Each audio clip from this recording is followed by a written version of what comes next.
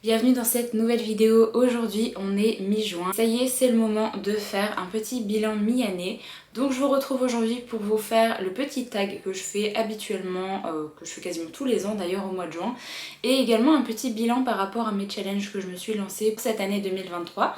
Donc on va faire le petit tag en premier et après je balayerai un petit peu les challenges que j'avais décidé de me fixer et également on va parler un peu de saga à la fin. Donc on va commencer avec la première question du tag qui nous demande quel est le meilleur livre lu depuis le début d'année 2023. Alors, c'est très compliqué parce que j'ai pas mal de très bonnes lectures depuis le début d'année. C'est d'ailleurs, je pense, ma meilleure année de lecture pour l'instant. J'ai vraiment pas mal de très très chouettes lectures, quelques coups de cœur. Du coup, c'est très compliqué pour moi de choisir un seul livre et je pense que je vais vous citer un livre parmi les livres que j'adore parce qu'il n'y en a pas vraiment un qui se détache plus du lot pour l'instant. Et c'est vraiment pas mal de titres différents qui m'ont beaucoup plu tout au long de cette année. Donc pour cette question, j'ai choisi Monstre ordinaire de J.M. Miro qui est sorti aux éditions de Saxus.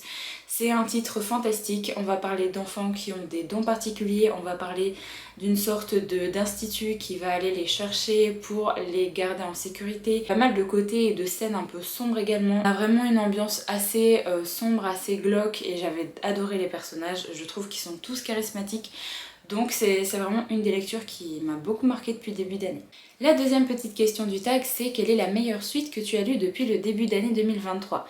Alors j'ai bien réfléchi par rapport à toutes mes lectures et je vais en citer deux parce qu'il y a vraiment deux suites qui je trouve sont vraiment meilleures que le premier tome. La première, je vous en ai parlé dans la vidéo de mardi, c'est le tome 2 de Crescent City qui pour moi est vraiment beaucoup mieux que le premier tome. Au niveau de l'intrigue, au niveau du développement des personnages, j'ai vraiment adoré ce tome 2. Et il y a également Her Dark Duet de Victoria Schwab. J'ai trouvé que cette suite et fin de duologie était plus sombre, était plus intéressante en fait que le premier tome. On a vraiment une autre facette de l'univers qui est amenée dans ce deuxième tome. J'ai vraiment adoré et je trouve que globalement cette suite est quand même meilleure que le tome 1. Ensuite la troisième question, c'est une sortie de cette année que je n'ai pas encore lue mais qui me tente beaucoup. Alors j'ai pris une sortie que j'ai pas encore dans ma palle, qui est dans ma wishlist depuis sa sortie. Le titre Sky Hunter de Marie-Lu, parce que Marie-Lu c'est une autrice que j'adore.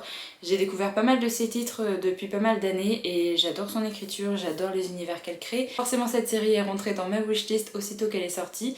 Je l'ai pas encore acheté parce qu'il y a eu d'autres titres qui ont été un peu privilégiés. Mais je pense que ce titre va se retrouver dans ma wishlist d'anniversaire parce que vraiment j'ai très envie de le lire. Surtout que le tome 2 là sort très bientôt donc je pourrais enchaîner cette duologie si jamais elle me plaît. La question suivante, c'est une sortie de la seconde partie de l'année qui me tente beaucoup. Alors j'en ai deux principalement que j'attends avec beaucoup d'impatience.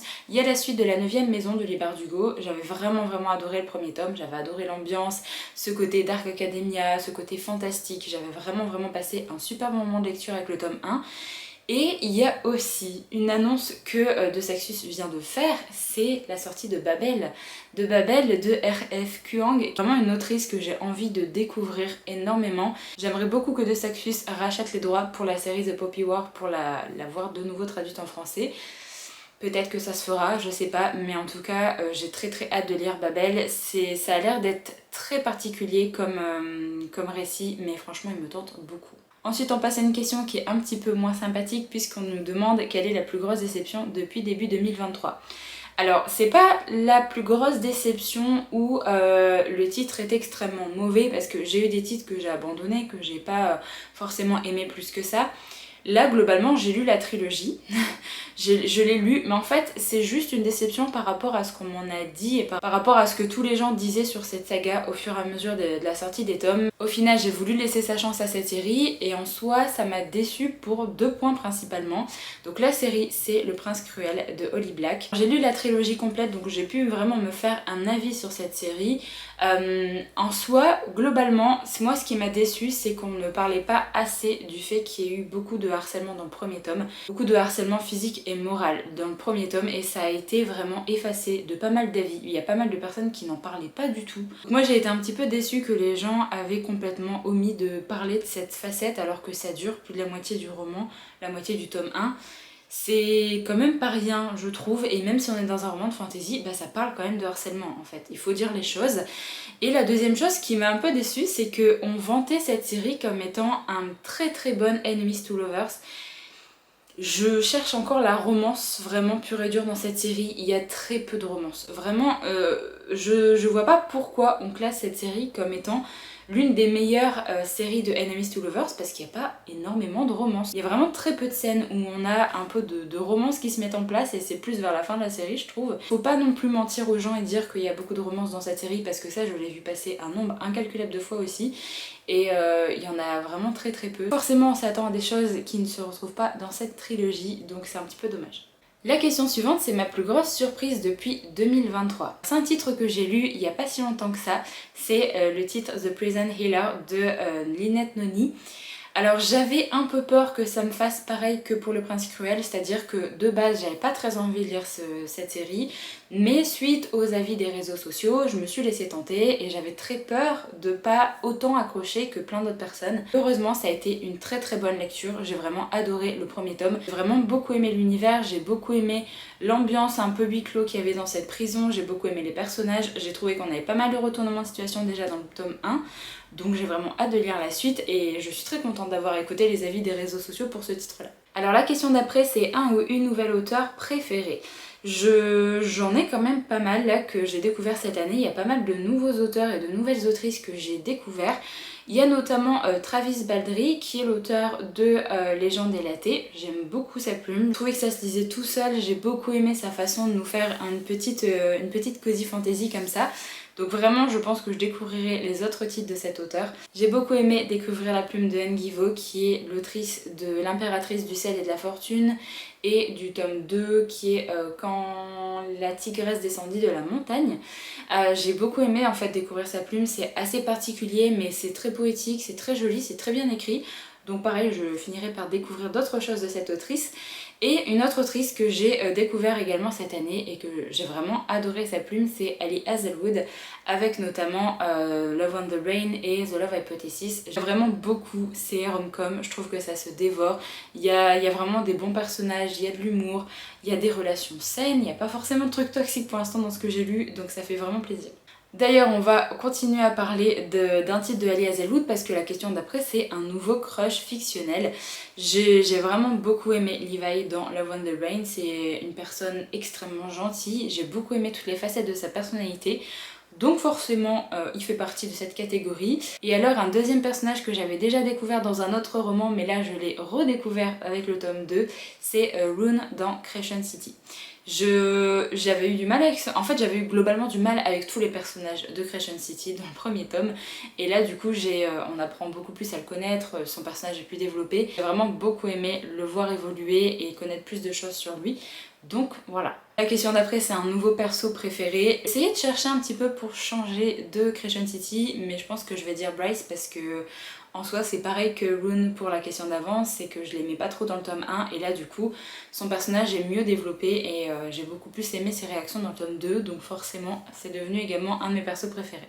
Alors pour la question d'après, j'ai pas de réponse. C'est un livre qui m'a fait pleurer et je dois dire que j'en ai pas depuis le début d'année. Il y en a pas vraiment qui m'ont tiré les larmes. Alors en soi je demande jamais à pleurer pendant ma lecture, mais c'est vrai que il n'y a pas forcément de livre comme ça qui m'a vraiment émue. Globalement j'ai l'impression que je pleure beaucoup moins pendant mes lectures, donc n'hésitez pas à me dire quel est le titre qui vous a fait pleurer, comme ça si jamais je le découvre je verrai si ça me fait pleurer aussi. La question d'après, c'est un livre qui m'a rendue heureuse. Alors, heureuse, j'ai adoré Légende délatée de Travis Baldree. C'est vraiment un livre où il fait bon vivre en fait. J'ai adoré les personnages, j'ai adoré l'histoire. C'est très cosy, il y a plein de bons sentiments, il y a vraiment des relations entre les personnages qui sont vraiment très cute à découvrir. C'est vraiment une ambiance comme ça, assez amicale et assez bienveillante, donc c'est vraiment un livre que j'ai adoré, et les livres de Ali Hazelwood. J'ai adoré également cette ambiance, j'ai adoré les personnages, donc forcément The Love Hypothesis et Love on the Brain, surtout que ça m'a fait sourire à pas mal de moments aussi, donc on peut dire que ça m'a rendue heureuse. Question d'après, c'est le plus beau livre que j'ai acheté ou reçu depuis le début d'année. Alors il y a pas mal de beaux titres quand même qui sont sortis et qui ont rejoint ma bibliothèque depuis le début d'année. Et je dois dire que j'aime beaucoup la couverture VO de Twin Crowns de je sais plus les autrices, je mettrai la couverture parce que c'est une illustratrice que j'adore et vraiment je suis très contente que ce soit elle qui fasse les couvertures de cette série parce que je les trouve vraiment magnifiques. En plus il y a de la dorure, tout ça. Et sinon en version française j'ai adoré la couverture de Six Couronnes Écarlates. Je trouve que la couverture est magnifique, j'adore l'illustration, j'adore les couleurs, c'est très pastel mais j'aime vraiment beaucoup. Et la dernière question de ce tag, c'est le livre que j'ai besoin de lire avant fin 2023. Il y en a beaucoup. Si je prends un livre qui n'est pas dans ma palle, je dirais Kuchiel, parce que c'est un titre que j'ai envie de découvrir depuis pas mal de temps. Je l'ai également mis dans un de mes challenges pour l'année 2023 et j'aimerais bien découvrir au moins le premier tome parce que j'ai entendu tellement de bons avis sur cette série qu'il faut qu'au moins je la découvre. J'ai aussi entendu de mauvais avis mais j'ai l'impression que c'est vraiment soit ça passe soit ça casse, donc j'ai envie de découvrir tout simplement. Et ensuite, si on parle des livres qui sont dans ma palle, eh bien il y a le tome 4 de Rochard que j'ai très envie de lire avant la fin d'année et Un jour de nuit tombée. Donc, les deux titres que j'ai mis dans ma pile à lire d'été, donc on verra si jamais j'arrive à les sortir, mais en tout cas ils me tentent vraiment beaucoup, donc j'espère vraiment avoir le temps de les lire. Alors ensuite on va faire un petit tour rapide sur les challenges que je me suis fixé l'année 2023. Donc il y a tout d'abord mon challenge Goodreads, je le mets comme tous les ans à 150 livres. Avant je le mettais à 100 mais globalement vu que j'incorpore les graphiques également, 150 c'est pas déconnant par rapport à mon rythme de lecture.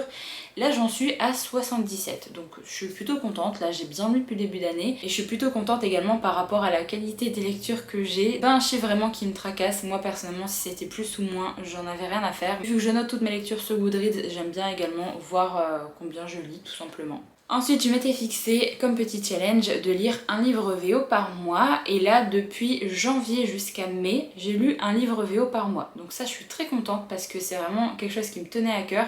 Pour le mois de juin c'est pas encore fait, après le mois de juin n'est pas terminé, j'ai encore le temps de me caser quelque chose à lire en VO.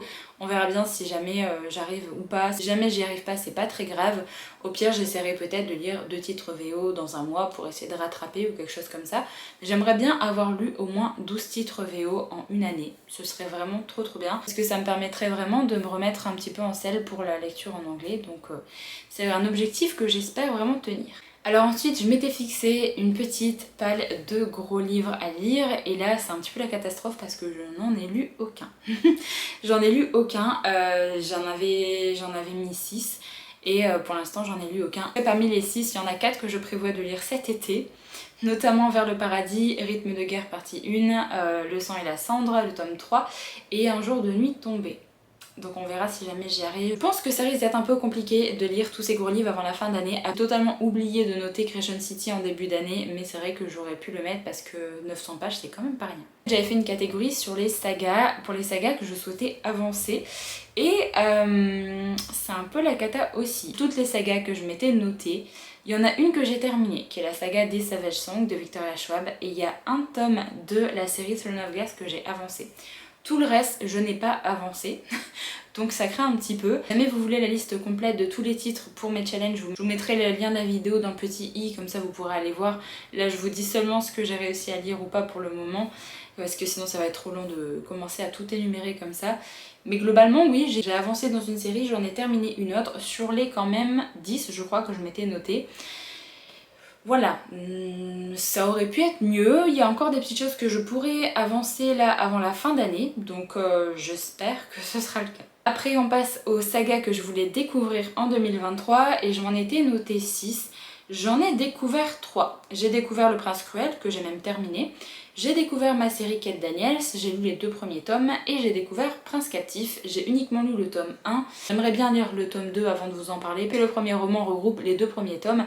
Sinon, les 3 autres, pas encore. Donc on verra bien si jamais j'ai le temps de les découvrir avant la fin d'année ou pas. Après, j'ai pas forcément envie de me forcer non plus. Si ça me tente plus trop pour le moment, bah je les laisse là. Puis on verra bien à la fin d'année si jamais j'ai toujours envie de les découvrir ou pas. Ensuite, on passe à mon petit challenge sur les Goodreads Choice Awards. J'ai découvert 3 catégories.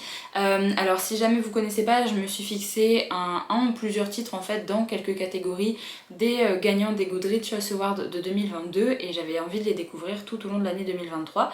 Donc les catégories que j'ai découvert, c'est la catégorie fantasy puisque j'ai lu Légende élatée et j'ai lu Creation City tome 2. Je m'étais noté plusieurs titres et j'ai déjà lu les 2 titres là pour cette catégorie donc c'est cool. En romance, j'ai lu Love on the Brain que je m'étais noté donc c'est cool aussi.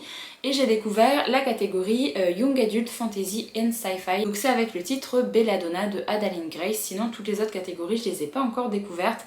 Après il y a quelques titres qui vont seulement paraître en français. Les titres titre également où j'attends la sortie poche, donc on verra sur la deuxième moitié de l'année. Pour mon petit challenge qui concerne les coups de cœur des booktubeuses là et d'un bookstagrammeur, j'avais noté 4 personnes, je voulais découvrir des coups de cœur de ces 4 personnes. J'ai découvert 3 coups de cœur de 3 personnes différentes, donc je suis très contente. J'ai découvert Légende élatée pour Emily Fox, j'ai découvert Sous la porte qui chuchote pour le coup de cœur de Madame Errance et j'ai découvert Apprendre si par bonheur pour le coup de cœur de Paper Palace. Alors je m'étais noté d'autres petites choses également pour leur coup de cœur, donc on verra si jamais j'ai le temps de les lire cette année ou pas. Donc il me reste plus que les coups de cœur de l'encre de la magie pour avoir découvert au moins un titre pour chaque personne. Donc voilà un petit peu globalement pour mes challenges que je m'étais fixés pour l'année 2023. Je voulais juste vous parler un petit peu de mes sagas. J'ai terminé des sagas depuis le début d'année, j'ai terminé 5 sagas de romans et j'ai terminé une saga de graphique. Ce qui est plutôt cool, j'avais envie de terminer une dizaine de sagas cette année, donc je me dis que vu que j'en ai terminé déjà 5, c'est déjà un bon chiffre. Si jamais j'arrive à faire de même pour la seconde partie de l'année, je serais plutôt contente à ce niveau-là. Donc j'ai terminé Le Prince Cruel, j'ai terminé des Savage Songs, j'ai terminé Clone de la Nation, Un psaume pour les recyclés sauvages et la saga Nevernight. Ça fait quand même 5 sagas terminées là pour cette première partie d'année. Et pour la saga de graphique que j'ai terminée, c'est la série Crush of Lifetime. J'ai vraiment beaucoup aimé également une petite série de manhwa que j'ai vraiment trouvé trop cute. Donc voilà un petit peu pour mes sagas que j'ai pu terminer depuis le début d'année. Je suis vraiment très contente. Et globalement, je trouve que j'ai vraiment eu une très bonne première moitié de l'année au niveau lecture. J'ai uniquement 5 titres que j'ai DNF, donc que je n'ai pas terminé, que j'ai commencé mais qui me plaisaient pas ou que j'arrivais pas à vraiment me mettre dedans à ce moment-là, donc je les ai laissés de côté. Donc je suis très contente d'avoir si peu de lectures comme ça abandonnées. J'espère vraiment que la deuxième partie de l'année sera tout aussi bien au niveau lecture, que je vais faire vraiment de très bonnes découvertes. En tout cas, je croise vraiment les doigts pour ça.